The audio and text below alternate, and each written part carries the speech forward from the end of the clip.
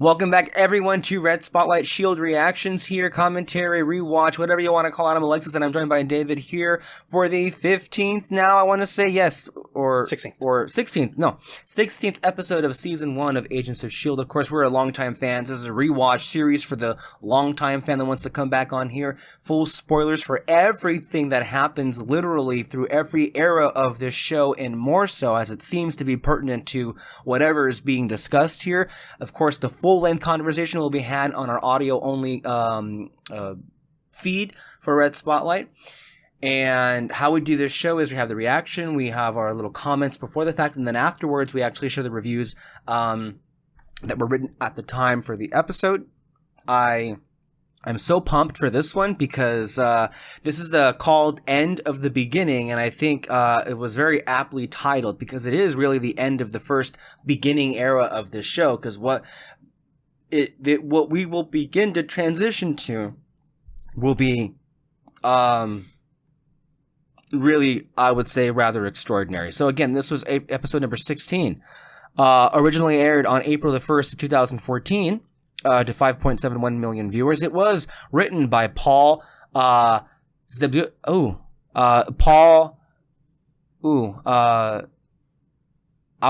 can't pronounce his last name. I'm sorry. Paul Zebzewski? I'll just say Zebzewski. And it was directed by Bobby Roth. This is a pretty big one. I'm going to begin this by asking David, do you remember much of this episode? I remember the ending. Okay, great. That's something. All right, so before we go ahead and get into that and do the rewatch here, can we please go ahead and get to the comments that we got from last week? Mm-hmm. We got a few. Quite a few. Did we? Okay, great. Yep. Okay. So first one is by Shield Vids. It says, the Ward sex situation is bad from a writing perspective, but overall I think they handled it fine. With the character's response, Ward's mind control and the assault is not traumatic for him. Ward has gone through much worse under Garrett. May is not mad he slept with Lorelai. She is mad that he slept with May while liking Sky, which also means they aren't really as close as she thought, and why she ultimately ended it. She let down her walls and bit. She let down her walls a bit and got hurt, so she stopped it. The power Lorelai had, I always thought her magic only works on the Y chromosome, which is why Sif says an inherent weakness not shared by women. Which that's what we kind of came to. Yeah, that's the conclusion. Kind of what we were saying. Like, they should have maybe explained it a bit more, but to me though, that's just like a little bit too much. Just kind of would have been easier. Techno babble, basically. Yeah. Okay, next one. Oh, thank you, Shield Vids, for that comment. Yeah. Next one's by Jack Dubs. He wrote 2. Yes Man is my least favorite episode of season 1. I like little bits of it, but I actually hate the rest. Okay.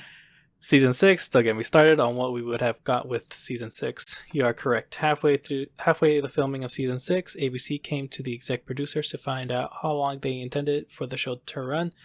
Maybe around the time they were shooting episode 6 of season 6. The big Fitzsimmons reunion episode, ABC was interested in the show carrying on for a while longer, but it seems that after consulting the cast and crew, the decision was made to do 13 episodes of season 6 and wrap up the show with 13 episodes season 7. Due to that decision, it would appear the whole plot lines for season 6 were abandoned and or repurposed in order to... I'm going to stop you right there, David. And Jack Dubs, thank you so much for contributing to these discussions. What David is about to read is information that I had no really idea about.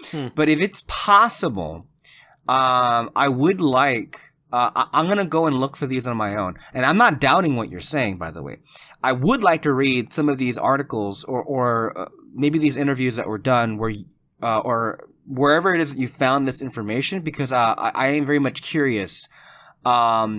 And I don't doubt it, largely because we do know that there is a bit of a gray area about, like, you know, I think early on they were intending season 6 to be the end, because that's all they thought they had left. And then halfway through, ABC came up and like, hey, you want to come back for more? basically, and they were like, well, and I feel that's what we said last time was like, well, that's why the end of the sixth season feels like not a typical finale. It was more like kind of like a setup for the next season. So a lot of things were changed. So what David's about to read here, I find quite curious. Go ahead, David, where you were at. Let's see, season 6 wrap up the show with 13 episodes. Season 7, due to that decision, it would appear that the whole plot lines for season 6 were abandoned and or repurposed. In order to streamline season 6 and allow it to flow more easily into a 7th and final season, for example, Graviton was supposed to come back according to comments made by Adrian Pasdar at an AOS convention, as were Cassius' father and Jake Busey's Tony Candyman Kane Carter character. Mm-hmm. It's interesting that the deleted scenes for season 6 have never been released by Disney. Or season 7, yeah, that's an interesting situation right there. That there's plenty of deleted material from both season 6 and 7 that never got released, and I thought would be really interesting because I know for one scene that would have been curious for all of us Shield stands.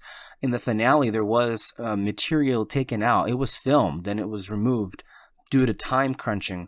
That Fitz mentioned the snap, so that stuff would be really nice to see at some point, but they've never released those deleted scenes from those seasons. It is very curious to me that those certain characters are going to come back, particularly Graviton. That would be interesting, as well as Cassius's father. I did feel at some point he would come back. I was surprised he did, and I actually quite liked his little performance. I would have preferred if he had been the final villain instead of who we ended up getting. Not that I hate Malik or Sybil. I think they were fine, but I did enjoy the theatrical performance that the Cassius family gave us in season 5, and I feel like he was still around. So was the Confederacy that he belonged to. I think at some point they were going to be brought back. It is very, very interesting, all of this stuff. So, and Jack Dubs, if you happen to have any links or stuff, and you could please put that on the comments for this episode underneath and just like link them on here. That would be really nice because this is really interesting information. And I'm actually currently around the era in my own personal rewatch, so it's actually kind of interesting to see that there were plans for more of these characters. But yeah, I think the script definitely was changed quite literally, with the 7th season seemingly coming out of nowhere. I remember back in November 2018 when they announced it, and I'm like, what the hell? We're getting a season 7? that was big news. But yeah, David, I'm not sure. Do you even remember any of these characters? No. Okay, so maybe all right. Next comment. Yeah. Silver Sofa, and it's a long one, so if you want to stop me, that's fine. Hello, my fellow agents. This is one of the comments you don't have to read if you don't want to. It's also might get me banned because I'm an old insensitive dork. Lorelai, the Marvel character, is the sister of Amora the Enchantress and was created by Walter Simonson in 1984. He played the video of Emma Lee, and that was funny to me because that's when I turned her video off due to her ignorance of history and nature itself. I want to stop that comment right there. I want to stop. Silver Surfer, thank you so much for Thank you so much for continuing to come back on here and really contribute a lot to the dialogue that we've been having. I've been so very much appreciative of that. I highly would encourage, though, to go back and continue and finish her thoughts on it, because I feel like there is stuff that can be learned, or just. I'm not necessarily somebody that agreed with every single point, even in the conversation of that episode, or even more so to points that she made later on in the video. I do feel like the long history of Shield fans is not everybody agrees 100% on the same things about what worked and what didn't work. Mm-hmm. I think that's true for just about anything.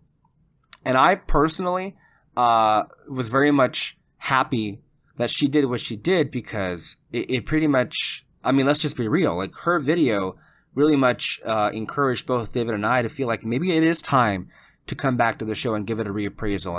And her video is going to help a lot of people come back and watch this show again or for the first time ever. So I feel there's a lot of good in what she's been able to do, but that doesn't mean we have to agree with every single word that she said in that video. And I definitely don't with certain things. But I do feel like it is worth going back and listening to voices who we may not necessarily have the same one-to-one on, and that's okay. David and I literally just had a review on a movie where we were not at all on the same page about, not even closely. And yet we still had a rather pleasant conversation about it. Yeah, I mean, there was still things that we were like, hey, we like that. So I think I would encourage anyone to, just be a bit more receptive. But I also understand that when I hear certain things of others' opinions that irritate me, I turn them off. I'll give you an example of this where I did this myself with other, this obviously with Inside Out 2 coming out this summer, there were a lot of videos of people going on and doing their ranked Pixar lists. I cannot even begin to tell you how many of those I turned off, immediately when there was one that I think quite highly of that was placed so lowly. And I was like, fuck you. I can't believe you think that. Get away from me. I get the urge to do that. Don't get me wrong. And I'm not saying that, we're wrong for doing that all of the time. I just wanted to communicate to you that I get that frustration. But I also, sometimes I do get over myself a little bit and try to go back in there and try to understand that person's point of view. And understanding another person's point of view does not mean you would agree ultimately at the end of it. That's just what I did read this comment over the weekend, and I'm like, I get you feeling that way. But I also do get, I think, a need for us to just try and entertain other points of view on something, and I do get that she came at it quite aggressively. Hey, that's how she feels. I don't think we felt the same way necessarily, but we do understand where she came from and wanted to give it a voice because I'm sure she's not alone in feeling that way. So I would implore that, and I'm not singling out just you.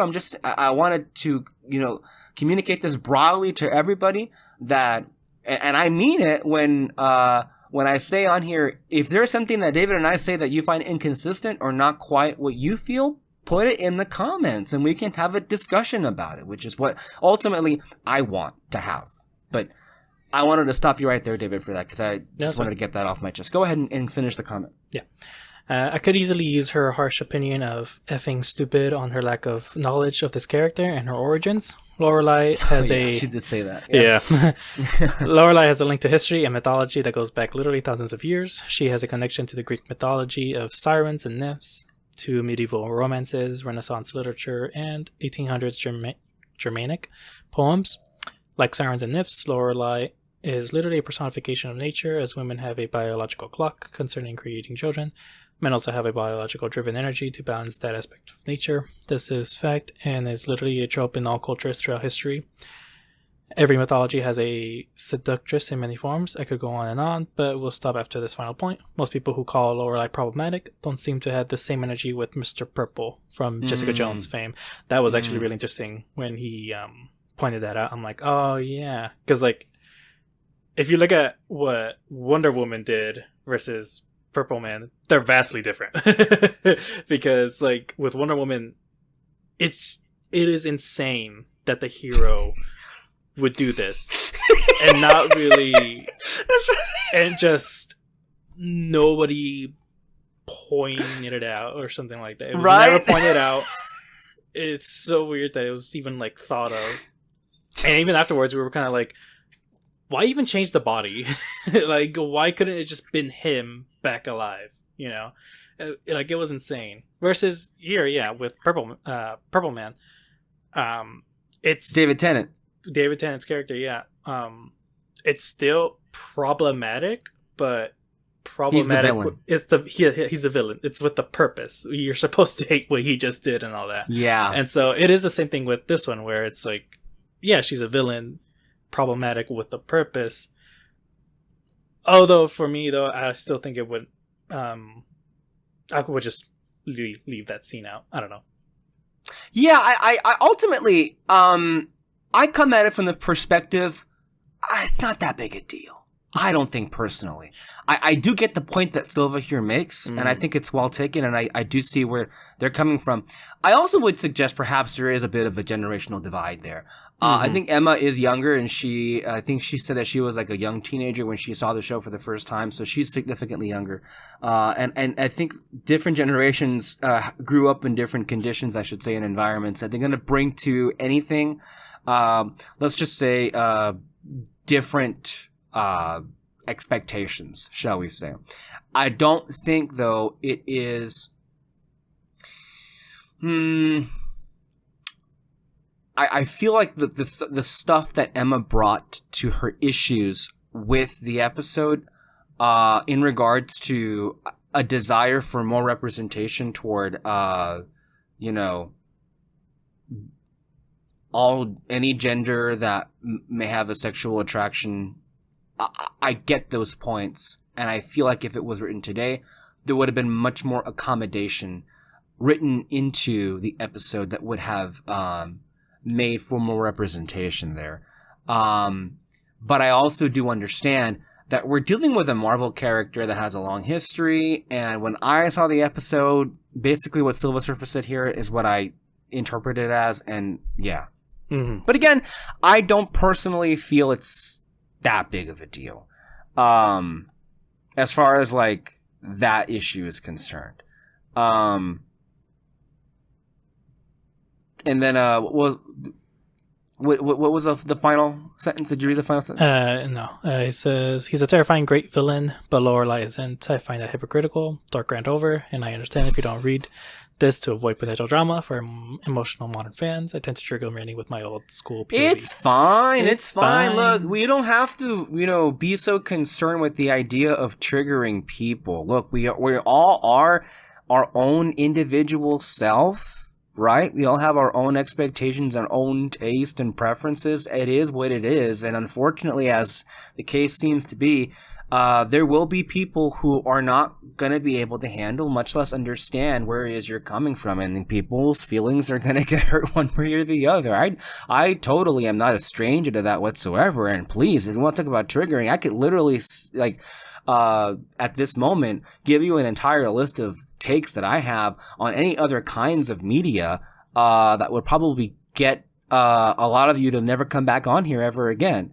I if you listen to our show, the main Red Spotlight podcast show, and we've been doing this podcast, mind you, for I don't even want to say how many years at this point, but the reality is, I often myself feel like most of my takes have been at odds with just general consensus. And I'm not saying I go against the mainstream. I happen to enjoy most of the things that come out of the mainstream.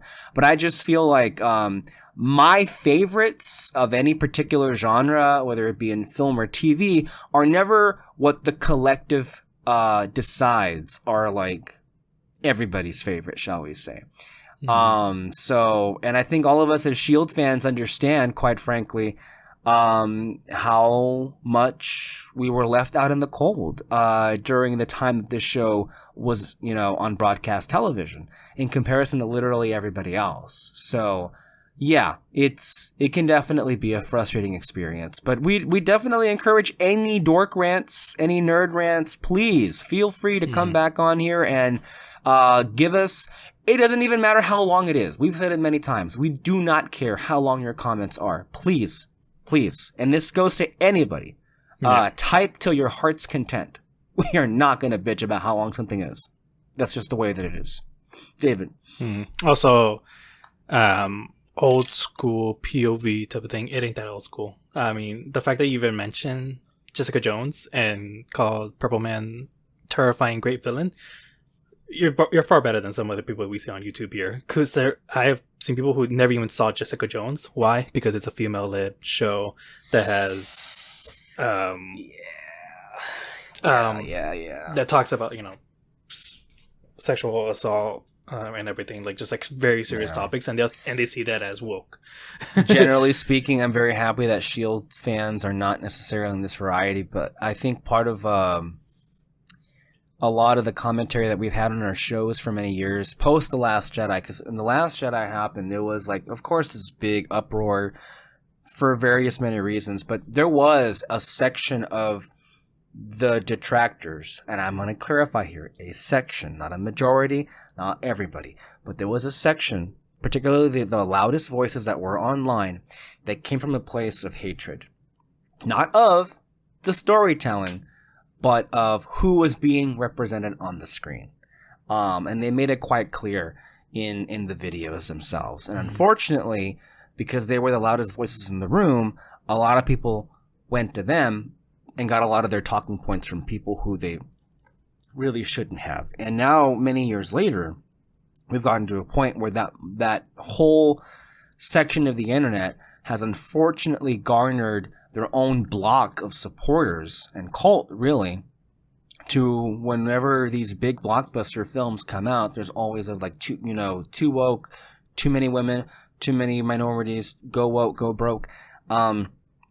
And here on this show, we've never shied away from calling them stupid idiots that are coming from a place of hatred. Because if you simply say that the sole reason for why modern blockbusters these days do not work as well is entirely because they decided to focus on females and people of color, then you're not operating in good faith. You're not operating, and I'm not saying, by the way, that isn't the same thing that perhaps there's too much focus on messaging. Maybe not. But the point is, representation in and of itself is not a reason to say something is bad.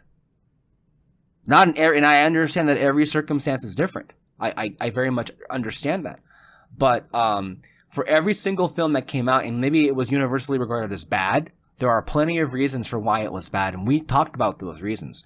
But we've never been here on this show afraid to tackle on people who are coming from a place of ignorance and hatred. And I want to say, we talked about audio commentaries recently. We did an audio commentary on Captain Marvel, I want to say, a few years back, David. And we had one particular person that listened to our commentary and enjoyed it until we got to the part at the end where we basically used that moment to say, hey, by the way, if you happen to be one of these go woke, go broke people, I think you're honestly pretty ignorant and dumb. And this person took high offense to that, it seemed like.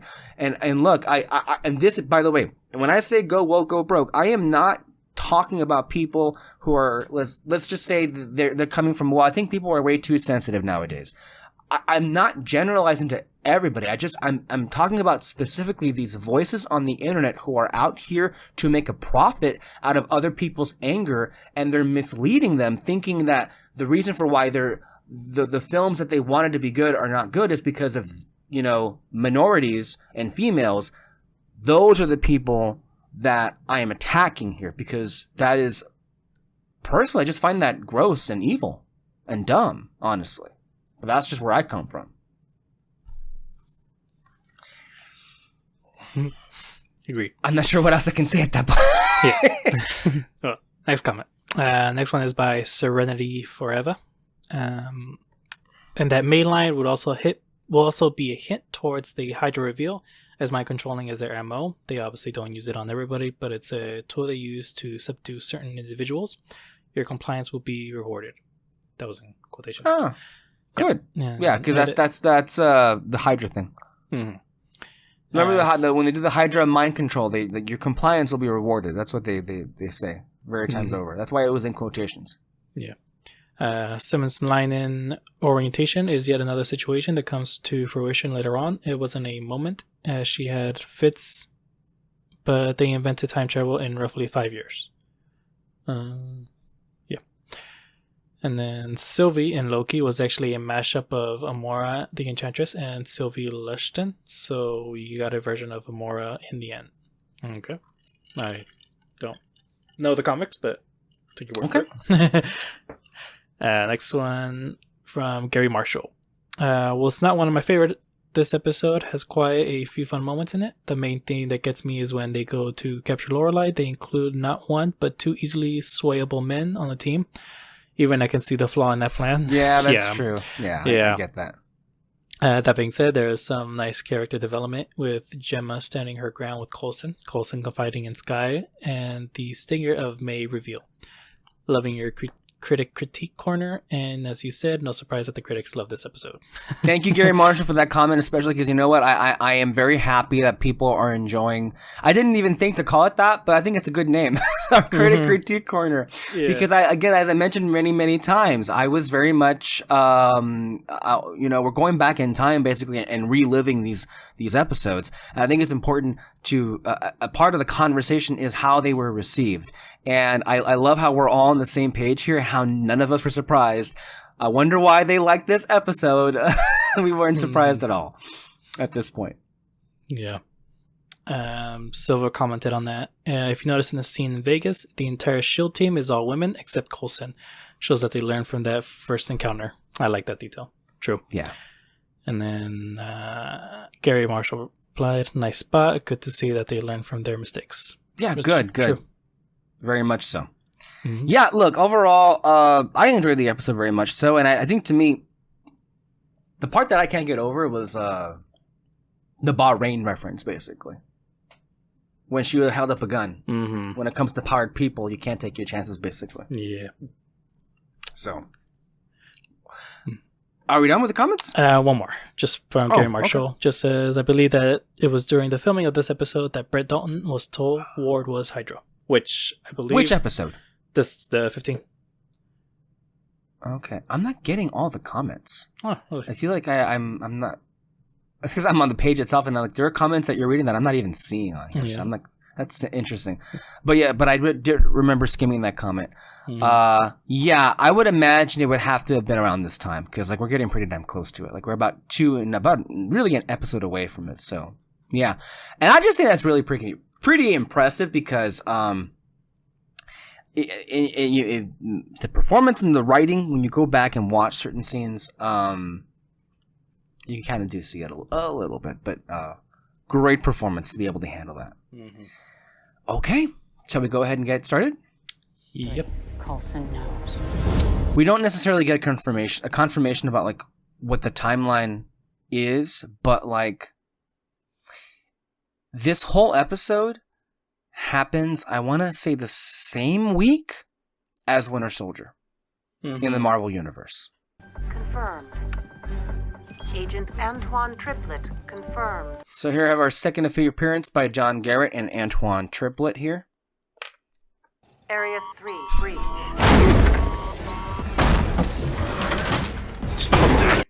Right? I love that. He just opened the cabinet.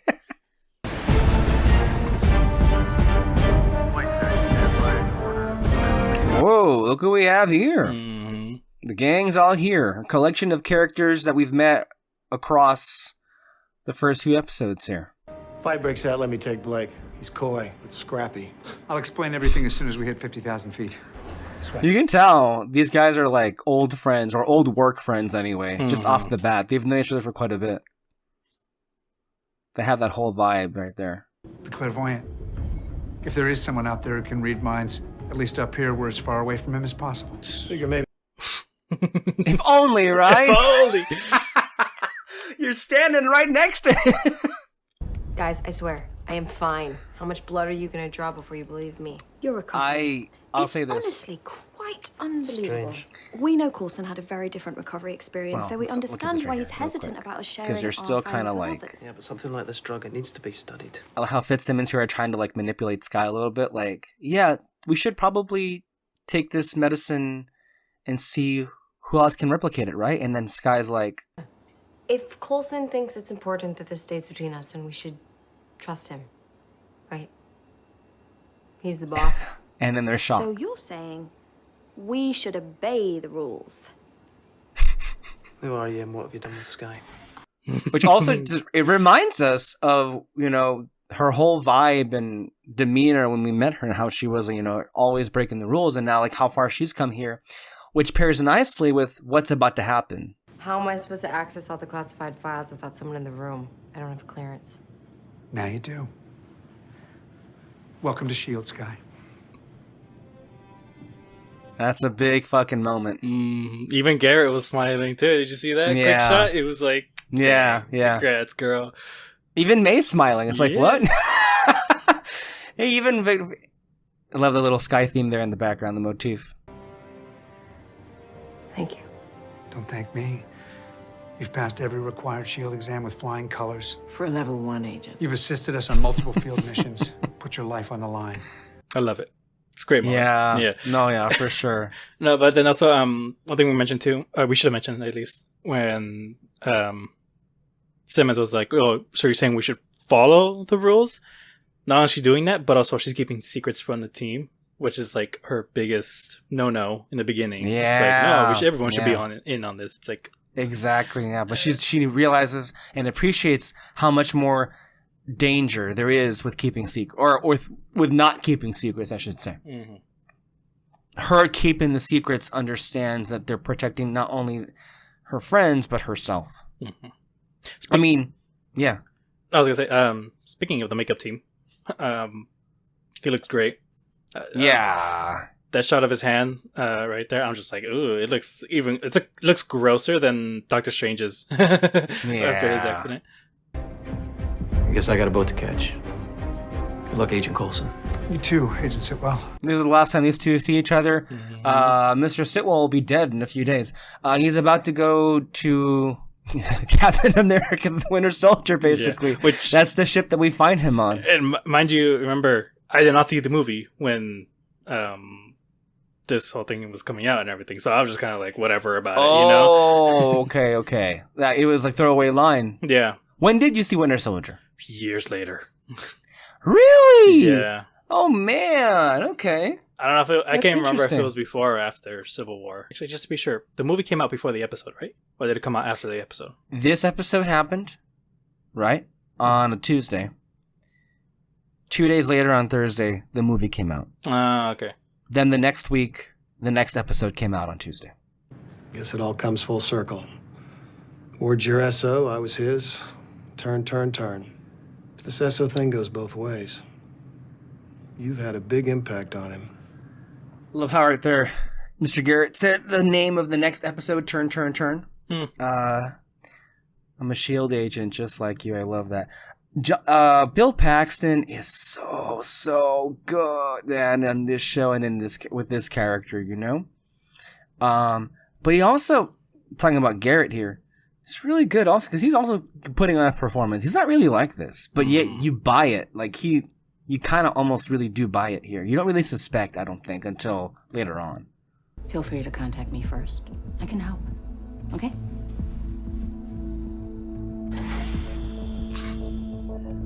Everyone is acting strangely now in this episode, right? Just like, the fact that he even smiled while saying that too. It's just like, yeah, really? It was like, I like, and Fitz and Simmons are there to watch it all. It's like they go to Sky, like what?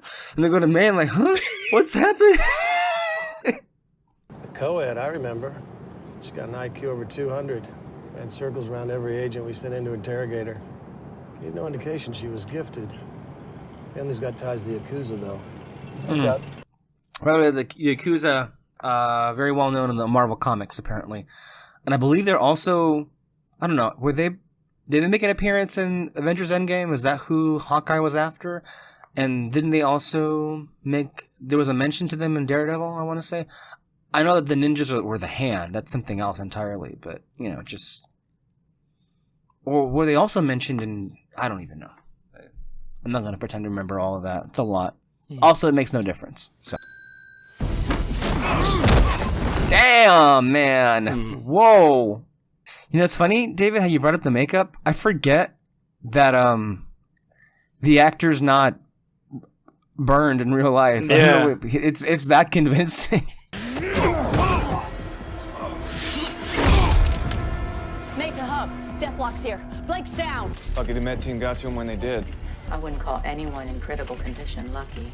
Backup should have been there alongside Agents Blake and me. Clairvoyant would have seen us coming. It appears he did anyway. The plan was flawed from the start. Come on, Vic, the plan was solid. Now, it's clear to understand something that Hand at this moment is really, really upset. Specifically because Blake was put out of commission, because she's going to reveal soon that she and him had been talking lately, and that they've both have been suspicious of, in particular, Coulson. So right now, knowing this, you can understand why she's even more aggressive for her. Yes, in that exchange that we just witnessed, because she's like, she doesn't trust Coulson. She doesn't trust Garrett or anybody on the team right now. So she's kind of like on edge, if you can understand where she's coming from here. And here, I'm trying to think here. Is this the first instance in the show that we see Fitz and Simmons separate? You ready to go? Agent Triplet. Because she's going to be away for some time here. And you can see how it's already having an effect on Fitz. Like, he doesn't want to be away from her. Don't mind the company, do you? No, not at all. Oh, and then also that he's not looking forward to, obviously, is that the potential exists for Trip and Simmons to have more alone time without him. And I feel at this point, with the introduction of Trip, it's becoming far more obvious how much he's into her. Like, he's not saying a single word about it, but his look says it all. 94%, so Deathlock must be inside somewhere. Possible civilians inside? It's really interesting also in season 1 of S.H.I.E.L.D., like, in a lot of these missions, they have the tactical gear on. It's interesting how beginning, I think, with season 2, that goes away. I have to think maybe it was just more of a stylistic decision made by the producers. Like, maybe it just wasn't that good of a look, and they just chose not to have it around. I don't know. Like, for example, the bulletproof vests in particular don't really come back next season or ever again. Now, you could argue perhaps that's indicative of a less financed S.H.I.E.L.D., or I just personally feel that the Jedmo just didn't care for the look. And they're like, well, we'll just switch it up. Yeah. Initiating multi-spectrum overlay. Oh my god. That's so cool. And her reactions. What the... She's like, what the hell?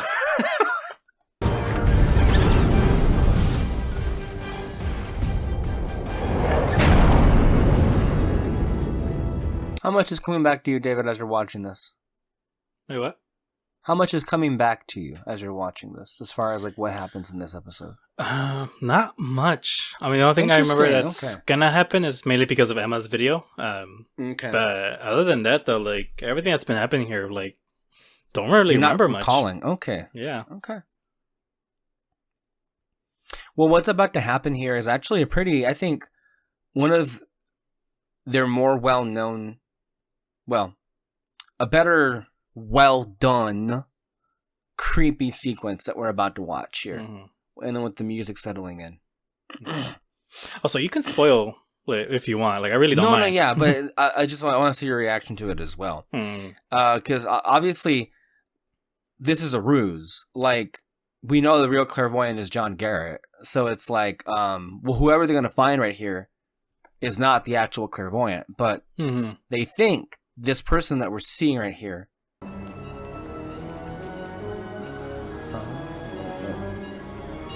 You hear the centipede theme right there. A more creepy version of it. Agent Coulson? Agent Garrett? And the voice is great too. Like, I remember when I watched this, I don't know. I was like, this can't be it. Yeah, same.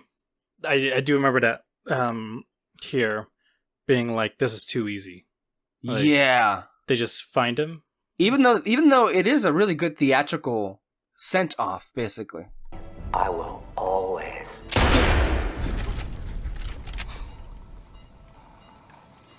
Now here's the thing.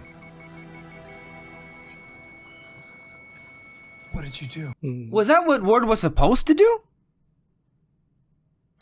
I mean, I'm not even sure if it's ever made clear. Did Garrett tell Ward, okay, now when this happens, you need to shoot him? That way he's dead, and S.H.I.E.L.D. thinks that the clairvoyant was this person and not me. That's what honestly makes the most sense. Because he says, he gives all these other excuses about, like, why he did what he did. But I suspect Garrett was like, you need to kill him here. Still, I didn't think Ward would just do something like that. Or am I wrong? The reason I sent him to you is to knock off the... No, it's a good question. Because I even don't remember it like later on if that was ever answered. But Also, maybe for a question for those of you who are watching to answer, if you want to as well, chime in on this as well. Mm-hmm. I mean, I want to say, I honestly don't know. Just like I kind of want to say. I mean, it very well could be he went rogue because he wasn't willing to put Sky in any more danger. What he's done. Think about the Centipede program. How he experimented on innocent people like Mike Peterson. How he kidnapped and tortured. I don't buy it though. Like, he knows the clairvoyant is Garrett, but at the same, whether killing Nash or not, it wouldn't have made a difference about whether these concerns. Garrett already put her in danger. He is already pissed about that. I don't buy it. I'm pretty sure Garrett told him, cap the guy. Yeah, I mean, a lot of it though just depends on the guy and the Nash. Yes. Like, how much a part of it does he know? Like, no, I don't think he did anything. I think he was just captured. Okay. He's a vegetable. They just took him. He didn't really have a mind. Like, I mean, he couldn't speak. He was just there. I fully believe like he was just innocent. They used him. It was like, okay. What I assume Garrett did is he devised this plan about the index rejects. So he found one. Okay, we're gonna use him, and then we're gonna use him to get S.H.I.E.L.D. off the set, and then we'll just kill him when we get there.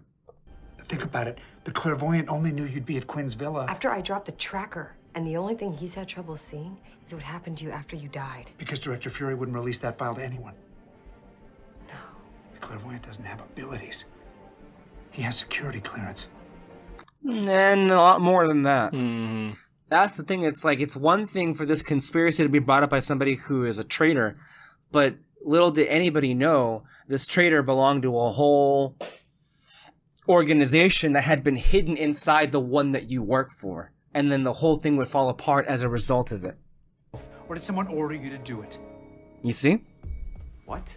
Don't play dumb, Agent Ward. Just answer the question. Did someone order you to kill the clairvoyant? Now, again, Ward seems confused here, but it's like, well, can we really believe him? Yeah. Yeah, because I mean, at this point, it's like someone in S.H.I.E.L.D. is betraying us. Yeah. Can be anyone. Now, in character, in moment, it could be that Ward is surprised that Coulson got onto it. Because, again, in the continuity of things, it could very well be that Garrett asked Ward to do that. And then this happens. You're like, wait, what? What are you trying to suggest here? Is it May? Because we also know May has been reporting on them behind their backs. I thought you would like to... the music is so good. Maybe an aviation team on the ground. They could probably recalibrate it. Look at May's face. This is like... She's like, what acting the weird. Fuck? Well, they're both acting weird. I mean, May's like... even more like watchdog than usual. It isn't in any of the plane's specs. Slow down, an encrypted hardline? Yeah, dedicated to one receiver. She's not supposed to have that. Who's she talking to? Cut the line. What? You need to cut the line right now. Do not let her call out. Okay, at this point, did you think it was May? No. I don't think it was ever May. I never thought May. I was like, no. I can't remember if I probably did suspect Ward. I don't know. But May for sure not. I mean, it doesn't look good right here. When she checks the avionics bay, right here, Fitz is about to cut that line. But she's about to check the line and see if it's still there. And then, in a few moments, she's gonna grab a gun and start going fucking Terminator on, like, Fitz. So that's a bit of like, wait, what? But then also, this also sucks because it's like, it's a straight line to Fury. Yeah. Like, that's the guy we need the most right now. It makes sense now why Deathlock put Blake in critical condition, left you alive and well. Why he led us to the track only to disappear instead of defending his boss. At this point, May's like, wait, what? Because that wasn't his boss, was it? It's not, wait. Was it? What are you talking about? Stop lying to me!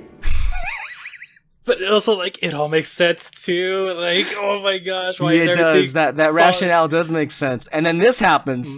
Like, and this I didn't even see coming. Also, it's like, what the hell is happening? Who's flying the plane? I don't know. I didn't do it, Phil. I don't know what's happening here. I swear. If you're not doing this, who is? When that plane touches down, take out everyone on board. Except Agent Coulson. He's mine. And the thing is also, again, at this point, we don't know Hydra's here. And when you're watching this show, you know that Hand has been hostile. She's been rather aggressive toward our team. So I feel like part of the stinger for this episode makes you feel like, okay, well, who's the clairvoyant here? Is it Ward? Is it May? Aha! It's Agent Hand. It wasn't any of those people. But they did a really good job there of like making us feel like it could be any one of them. Such great suspense there. Love the final like 10 minutes of this episode. It's just like, whoa, what's happening here? Yeah. So, what's going to happen right now, we're going to get into our critic corner as we, evidently that term has been coined here. But I understand that, some of these can be quite of a letdown, and also just a come down, honestly, of like how negative they can be. So I'm gonna balance some things out, and I actually want to share. I want to start watching the reaction of one of the new reactors on YouTube that's watching the show for the first time, and I also would encourage you to go and subscribe to his channel and go watch his Shield reactions, because I personally really love his reactions. So I'm talking about OM1 Media. It's actually spelled OMN1 Media. It has a whole bunch of reactions to a whole bunch of different things. But I have found him through, the Shield reactions on YouTube. So what David and I are going to do is we're actually going to go and watch his immediate reaction to this episode to kind of like, and this is also kind of feel as if like we all watched it just for the first time in a way. So it'd be nice to get that bit of energy when we do these post reactions. So, and it'll be edited right here for all to see. David, are we ready to start? Mm-hmm. God, this was so good. This was so much fun. Holy shit. This really felt like an event moment. Like the way this, like interrupted by a couple of goofy moments. That wasn't really their fault. Just limitations of their budget and technology at the time. Totally fine. But it did make me cackle, as you guys will have likely have seen and heard, for that matter. But the way this was paced, the way this was written, the way that was acted, everything about this felt like what could have been like a penultimate episode of the season. I don't know if there was like a hiatus or a break or anything around this time. It felt like an event moment. The way this took its time, the way it like put all this weight and gravity on this investigation, and the kind of ways that they really just hammered in the seriousness of this, kind of this culmination of all this stuff that we've been building up towards, the escalation and the degradation, and subsequently also the enhancement of Mike Peterson, and all these little ways that they're trying to find the clairvoyant when they're kind of decrypting his false clairvoyancy, and they've been able to glean that based now on the information that they had, it's got to be somebody with Shield access. You know, I think I mentioned at one point, like slowly there was a couple of things that we've been having unraveled that has kind of woken up a few things here and there. There's still a big moment, a big reveal that hasn't happened yet, is one of the things that I do remember. Like, I remember the moment. I don't remember how we get there. So He's referring to Hydra, by the way, which everybody knows. Like, this was like an emergency exit on a plane, you know, exit that way. You know, that's kind of where my brain's at right now with a lot of this stuff, and it's making me giddy, because now it's all coming together. And also, I gotta watch what I say right now, too, because I don't want to spoil it for anybody else. There's so much that is up in the air right now that I'm trying to be careful with going too far and spoiling it for the people watching that haven't got there yet. So like, I'm just like, God damn, it's so good. I can see the red herrings. I can see the pivots. I can see the shifts away from the end point and towards the end point in some ways. Like, we're getting there. Everybody's kind of getting there. And that was Brad fucking Dourif, right? Yeah, Thomas Nash, Brad Dourif. Yeah. So he in that moment, he was talking about, like, he knows Hydra's coming, and these red herrings, I think, make him feel like it's coming sooner than later. The Hydra reveal. Use his own voice. Is that computer talking for him? Unless I mean, unless they synthesized his voice and did that way. But yeah, man, that look he has in his eyes just takes me back to season 1 of the X-Files, Beyond the Sea. He's iconic in that. You know, obviously Chucky and Lord of the Rings and all kinds of stuff, but that role he had in that episode of the X-Files is one that sticks with me. It's so powerful, so good.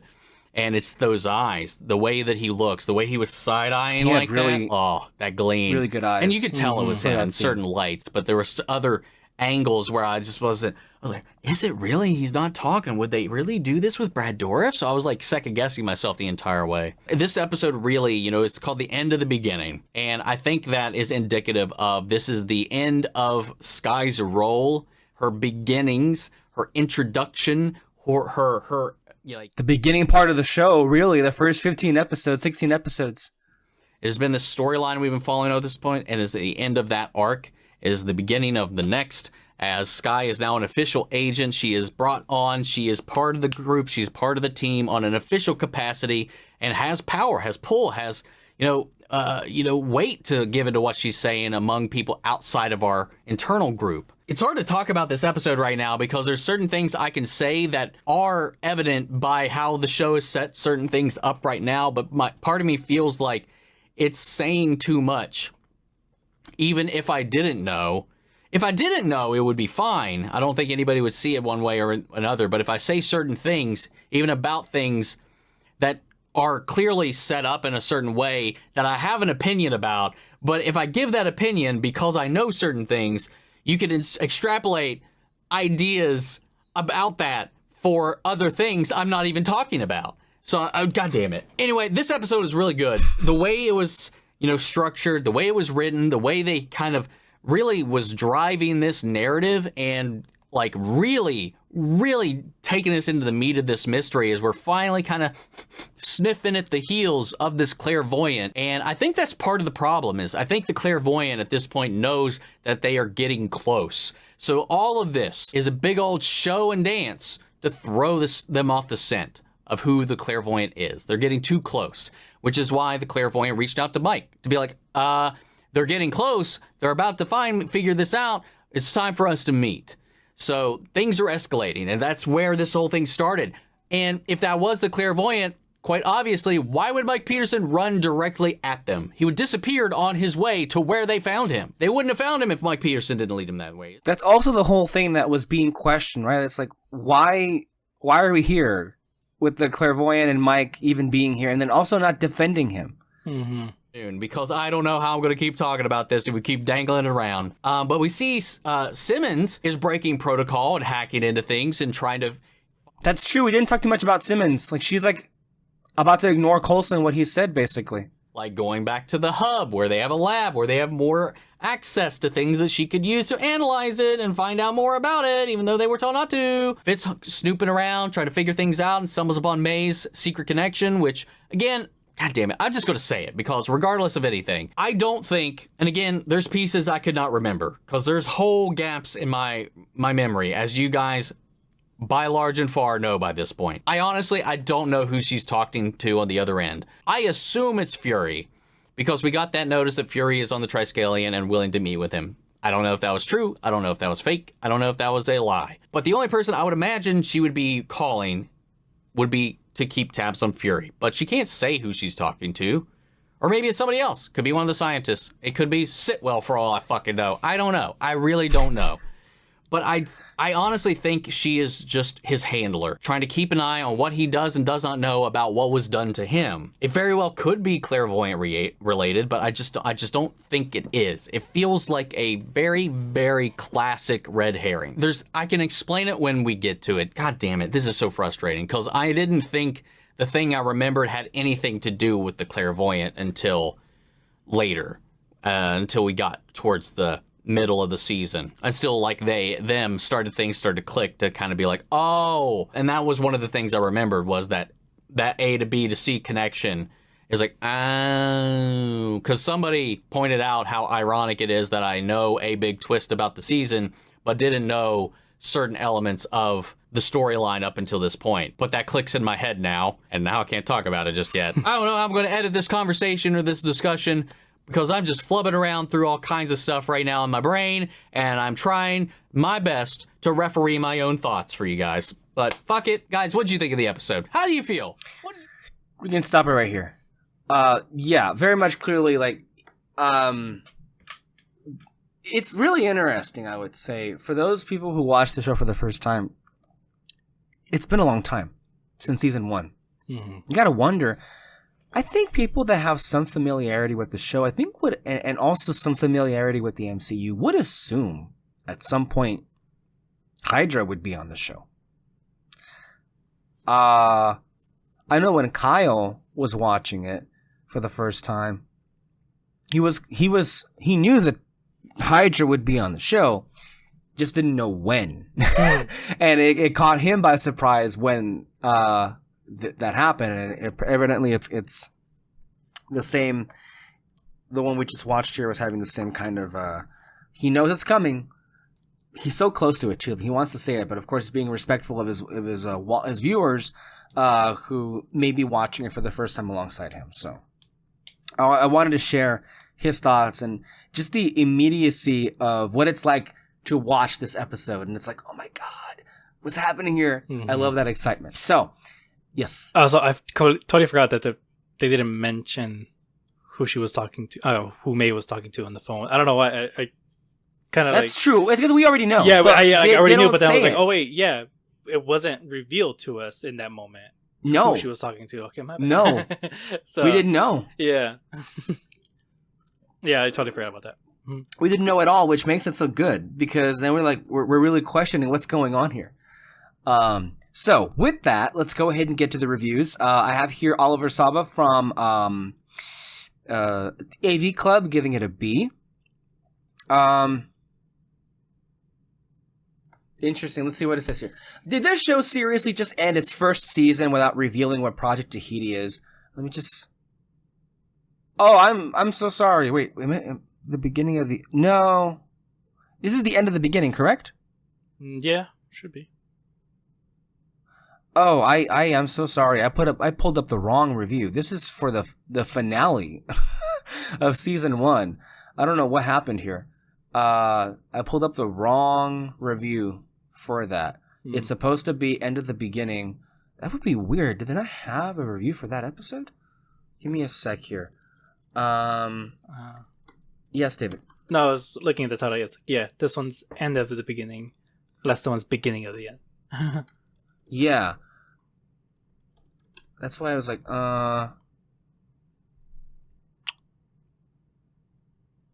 they don't have it, I don't think.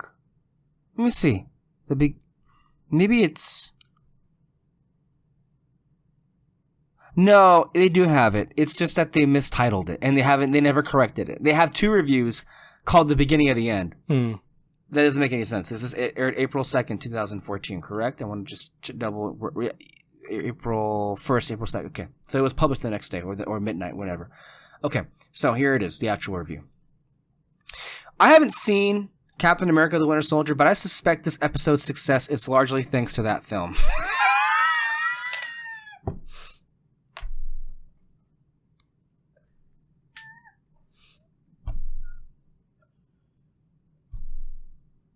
David, you watched this episode for the first time without even having seen that movie. Let me ask you, do you feel that the episode's success was largely due to a film you hadn't even seen and wouldn't have seen for years? Is that what caused you to like this episode? No.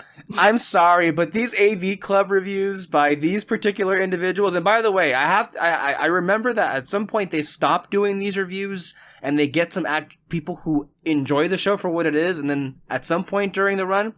But I mean, this is you can't make this up. Like, really? Like, the first sentence and you're already kind of giving it away. I mean, look at I'm sorry, I couldn't help but crack up right there. But I suspect this, like, you're basically just saying this episode was so good because of a movie that even he himself says there he hasn't even seen yet.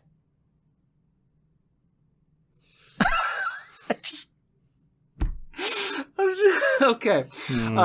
Oh, Jesus, man. This is where the connection to the Marvel Cinematic Universe becomes extremely beneficial for Agents of S.H.I.E.L.D., forcing the writers to kick the plot into high gear because there are major developments unfolding on the big screen in just a few days. The beginning of the end is far and away the strongest episode of the series, offering legitimate stakes, significant story developments, and characters that have an established place in Marvel history.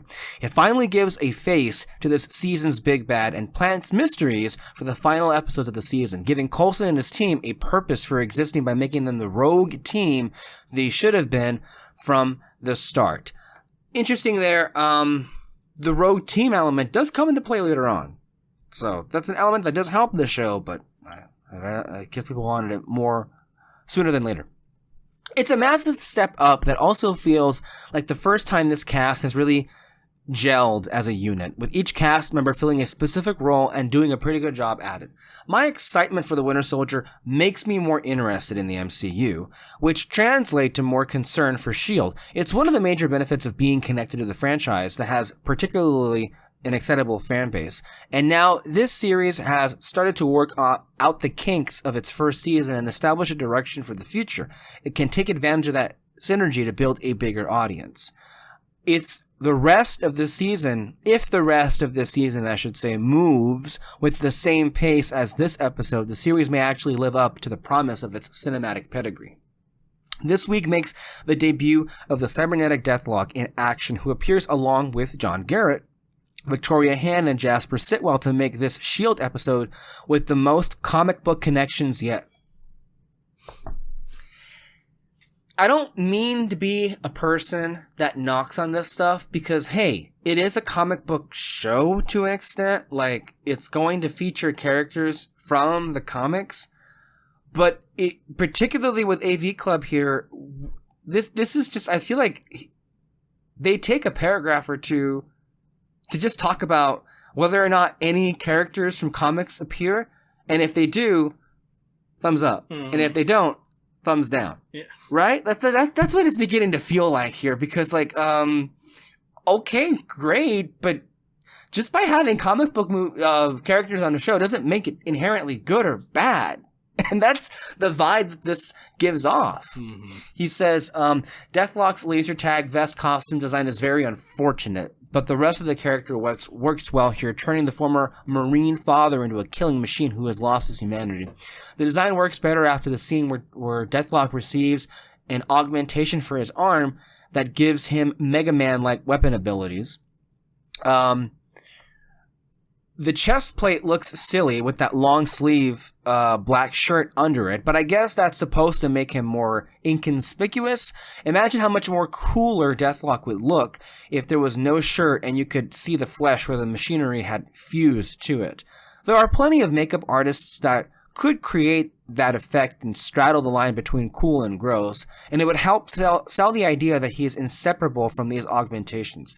An X-ray scan of Deathlock in this episode reveals the character's traditional comic design with the half chrome dome, and it would be awesome if this show had the balls to wear away at Mike Peterson's skin over time and eventually bring him closer to his appearance on the page.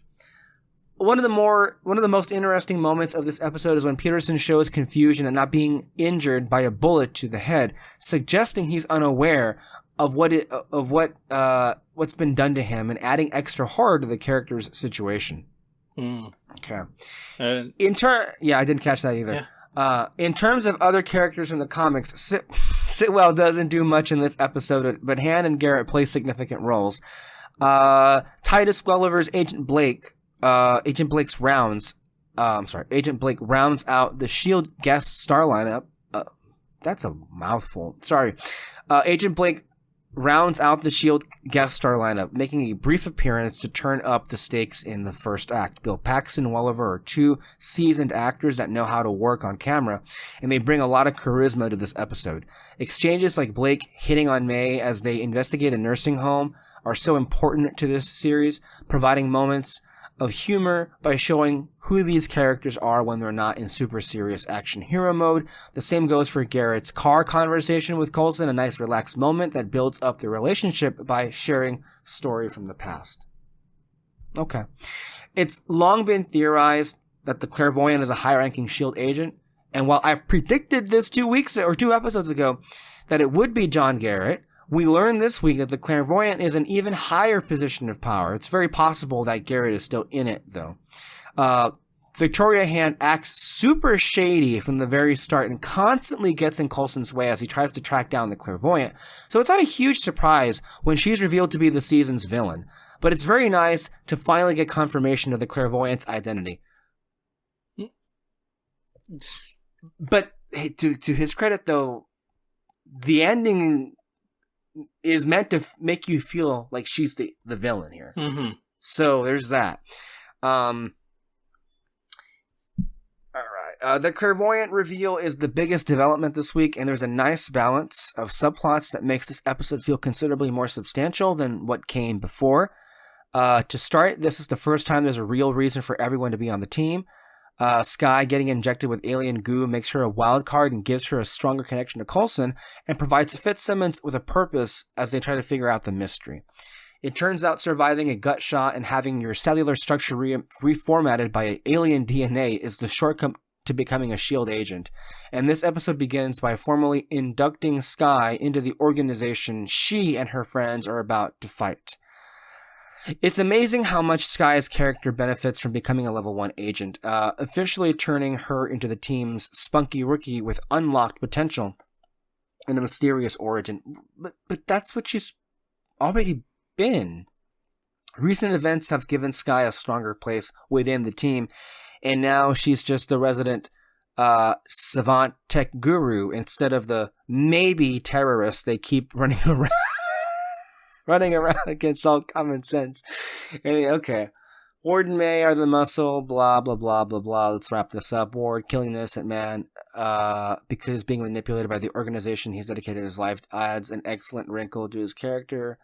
Yada, yada, yada. While working in the plane's server room, Fitz discovers the plane's communication. Ming-Na Wen gives a particularly textured performance as she finds herself in the middle of a deadly misunderstanding. May can't say anything because they're being bugged, and she doesn't want to reveal how much she knows. But Coulson interprets her silence as an admission of her guilt. There are still 6 episodes in this season, and recent casting announcements. Okay, yada, yada, yada. Yada, yada, yada. Okay. This episode ends with the Victoria Hand reveal, followed by a sneak preview of the Winter Soldier that also serves as a tag, leading to the next week's story. Okay, so for David, if you're not aware, they had a little preview of the Winter Soldier at the end of this episode. After it was basically it was just a little bit of like Nick Fury being chased by the Winter Soldier in this vehicle. That's all it was. It wasn't anything special, but it was just a sneak preview of the movie. So that's AV Club. Let's see what Eric Goldman said at IGN. With several strong episodes of late, I'm feeling like Agents of S.H.I.E.L.D. may have finally found its groove. It doesn't mean everything is perfect and there's room for more improvement, but this episode was a notably confident and well-paced one that felt far more natural than some of last fall's early installments. The humor and interplay are not feeling nearly as forced, and there were a lot of likable moments in End of the Beginning, with the team feeling much more genuine. I liked Bill Paxton in the first appearance, but Garrett also stood out as funnier and more fully formed this time, with an easy rapport with the team. Garrett and Skye had a really good scene together as he sat down and chatted with her about everything happening and how she was doing. Speaking of Skye, it still bugs me that we have been told more than shown how amazing, awesome she is, and this episode had what should have been a truly big moment that felt really unearned, as she was made an official agent of S.H.I.E.L.D. But as an aside, I have to mention how odd/interesting it was watching this episode at PaleyFest, that's a convention, a couple weeks back, with a packed audience of superfans. When Skye was told she was now a full agent, the audience erupted into cheers, clearly feeling this was a worthy moment for the show and the character in a way that surprised me. All of which is making the deep statement that, hey, opinions can really vary, huh? Yes, Eric, they very much can. And it doesn't surprise me, of course, that people that have been watching this in real time were like, that was a big fucking moment. And of course, it wouldn't surprise me that fans that went to a convention to probably see that episode with a live audience would react that strongly to a moment like that. I mean, David, you can actually speak about this firsthand because you had a chance to see an episode of S.H.I.E.L.D. with a live audience. And can you share with our audience here what that experience was like for you to watch that with fans of the show? You went to, I believe, a D23 convention a few years back, and I believe it was the first episode of the 7th season, correct? Yeah, it was that episode. Coulson was there. I believe he was the only one of the actors that was there. Was Jeff Ward not there? Jeff Ward that plays Deke? I think he was. Yeah, I was gonna say that too. I think he might have been there. I can't remember. I only just remember Coulson just because he was definitely the more vibrant in there too. And there was also a moment where he almost died. He almost fell off the stage. Oh, did he? Yeah. Oh no. Yeah. So that's what I think I remember. And basically, they started off by like saying they were teasing us. It was Coulson. He was going like, I just feel like we're missing a few people, and you're just like, we're thinking like, are they gonna come out? What's going on here? And it's like, no, and they didn't come out. No, he was announcing the episode, saying like, this is how they'll be here spiritually by seeing an episode of the last season. And we were all cheering and everything, and then they were just setting the rules. Don't videotape this, man. And I think we were all just like locked in, like looking at all the details and everything. I think we kind of maybe cheered at certain characters showing up and all that. But yeah, it was for sure just a fun time. I mean, it was just kind of like just imagine a theater experience, but like everyone there is just like, everyone there are truly people who love the show and all that. Like it was a great experience. Yeah. So there you go. Eric continues, it was good to get an immediate follow-up on May's mysterious phone call. Another indication that the pace of the show is improving considerably. I went into the episode sure May wasn't truly bad in quotation marks, but rather doing what she felt was right. But I was suitably fooled by some of what followed. Because May certainly was menacing and in full Terminator mode when she went after Fitz. Coulson being so quick to think she was working for the Clairvoyant was also an interesting idea to see, as it's good to show him fly off the handle like that in the wrong direction, as we learned. It was really fun to see that big gathering of S.H.I.E.L.D. agents from across the MCU at the start of the episode. We've known Coulson since Iron Man, Sitwell since Thor, and Blake since Item 47. That's the Marvel one-shot from a few years prior. While Garrett, Hand, and the rest have been introduced in the series, and it was a nice reminder of just how much world building has been done in the MCU. And sending Sitwell away early due to the events of Captain America the Winter Soldier was a great touch. Much more on that movie and how it will play into this show's next week. It sounds like. The character pairings were also cool, and Titus Welliver, who plays Blake, brought just the right laid-back energy to Blake, making me actually a bit concerned he was actually going to die during Deathlock's attack. We don't see Blake again this season, but we do see him again in Season 3. Yeah, we do. So, not for much, but we do see him again in Season 3. Mm-hmm. As for Deathlock, well, I hope this isn't all there is for him in terms of this look. Releasing early images of the character from this episode sure made it seem like this would be a big final costume, and it's unfortunately pretty underwhelming and only puts a spotlight on the limitations of TV versus movies in terms of effects and scope. Also, it's amusing that S.H.I.E.L.D. is pulling the same move Smallville did with Cyborg, showing us that underneath the skin is much more comics' true look for the character. Hopefully down the line the show can actually deliver that full look, though. It also was odd to have this big attack on Garrett and Triplet at the top of the episode be thwarted relatively quickly with Deathlock running off, since we know why, because Garrett's the Clairvoyant, so that's probably, that maybe was a clue in retrospect. Going back to the positives, if you're going to cast someone as sinister, as the sinister, wheelchair-bound, supposed criminal mastermind, Brad Dourif, who is the perfect choice. He may have been a fake-out, but he was a very clever fake out, and hearing his slightly distorted voice coming from that machine, I was delighted by the Chucky vs. S.H.I.E.L.D. images it evoked. Evidently, he's from Chucky. Ward shooting and killing him like that was too bad because, dang it, it took Brad Dourif away. But hopefully, it can help add some more interesting nuances to Ward, who has his moments, but is often fairly bland. Hand being the one truly working against the team, though probably still not the clairvoyant, is not exactly a shocking choice, but it at least gives us a much more specific threat with a lot of resources to call upon. Her order to kill everyone, I didn't even catch that, I forgot. She did say to kill everybody on board at the end. Her order to kill everybody except for Coulson sure left no doubts about how ruthless she could be. That's true. Yeah. But that's what also, I think in retrospect, was a good red herring as well. So, there we have it. We have all the reviews, all the reactions for this episode. David, I now go to you with what your thoughts, absorbing all of what we heard and what we read. I mean, yeah, I fairly understand why people would like this episode. I mean, it was just, again, one of those episodes that just moves along. It doesn't stop. And I mean, from the episode itself, I thought it was great. Love the moment of the Sky. Keep wanting to say Daisy, but like, yeah, right. We gotta stick with Sky first. Sky becoming a SHIELD agent and everything. Very nice moment. I love it. And, it's also sad because it all goes to shit afterwards. But, there's some good moments still. By the way, can you, off the top of your head, remember all of the names that she has on this show? All the names? I mean, Sky, Daisy, Quake. What else? Mac calls her Tremors. Oh, okay. And then she's also known as the Destroyer of Worlds. Okay. So, it's a lot of names. It's like one per season. Mm-hmm.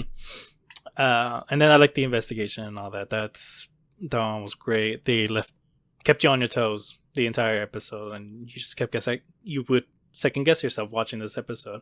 So it's great. No, for sure. It's a great episode. I'm sorry we didn't say too much during the actual episode, but it's just one of those where you're just like... Yeah, you're like watching it. Like... Yeah. It was one of those. But hopefully we provided enough commentary at the top and then also at the end to have a really good conversation going. But we're going to go ahead and end it off here. Thank you, David, for coming on here and doing this every week. I cannot believe we've done this for practically 16 weeks. That's insane. Mm-hmm. Anyway, we got 6 more to the finale of season 1, and that's incredible. Thank you all, of course, for those of you who continue to watch and listen, and please continue to add on to the conversation that we're having here for our beloved Agents of S.H.I.E.L.D. Thank you for watching, and we will see you next time, guys. Bye-bye. Bye.